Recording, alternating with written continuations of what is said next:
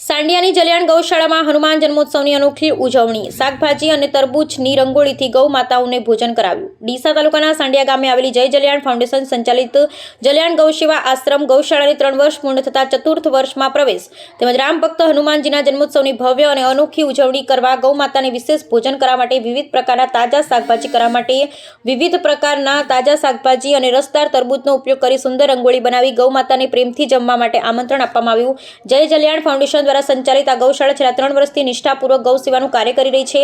હાલમાં ગૌશાળામાં 125 થી વધુ ગૌધન આશ્રય લઈ રહ્યું છે, જેની કાળજી સાર સંભાળ મુખ્ય ટ્રસ્ટી હિતેશભાઈ ઠક્કર તેમજ ટ્રસ્ટીઓ અને સેવકો દ્વારા ખૂબ જ પ્રેમ અને ખંતથી કરવામાં આવે છે। દાતાઓ અને સખાવતી લોકોના ઉદાર સહયોગથી ચાલતી આ ગૌશાળા ગૌ માતા માટે સુરક્ષિત અને આશ્રય સ્થાન બની રહી છે। હનુમાન જન્મોત્સવ તેમજ ગૌશાળાને 3 વર્ષ પૂરા થતા 3 ટન વિવિધ તાજા શાકભાજી તરબૂચને કલાત્મક રીતે ગોઠવી શુભ સંદેશ સાથે આકર્ષક રંગોળી બનાવવામાં આવી હતી। આ રંગોળી તૈયાર થયા બાદ ગૌ માતાઓને આ વિશેષ ભોજન જમવા માટે પ્રેમથી આમંત્રણ આપ્યું હતું। ગૌ માતાઓએ પણ ઉત્સાહભેર આ સ્વાદિષ્ટ અને પૌષ્ટિક ભોજનનો સ્વાદ માણ્યો હતો।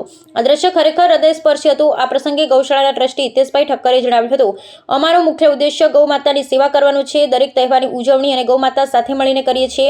આજે ગૌશાળાને 3 વર્ષ પૂર્ણ થતા તેમજ હનુમાન જન્મોત્સવ નિમિત્તે કંઈક વિશેષ કરવાના આયોજનથી શાકભાજી અને તરબૂચની રંગોળી બનાવી ગૌ માતાને જમાડવાનો અનુભવ ખૂબ જ આનંદદાયક રહ્યો હતો। આ અનોખા આયોજનની લોકોએ પણ ખૂબ પ્રશંસા કરી। પશુઓ પ્રત્યે સંવેદનશીલતાનો સંદેશ પણ સમાજમાં ફેલાયો। બ્યુરો રિપોર્ટ ભરત ઠક્કર।